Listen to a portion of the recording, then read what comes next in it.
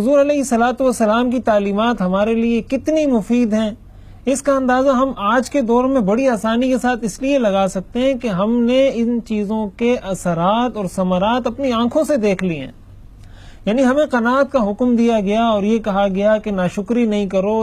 اور بہت زیادہ بے صبری کا مظاہرہ مت کرو اور ہر چیز کی طرف مت لپکو، جو اللہ تعالیٰ نے دے دیا اس پر راضی رہو، اپنی کوشش کرو۔ اب اگر کوئی شخص اس کے برخلاف کرتا ہے تو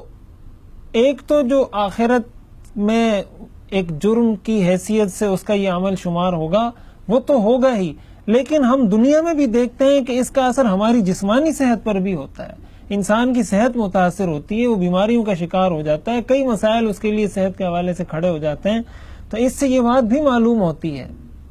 کہ ہم جب شریعت پر عمل کرتے ہیں تو اس میں صرف ہماری آخرت کا فائدہ نہیں ہے،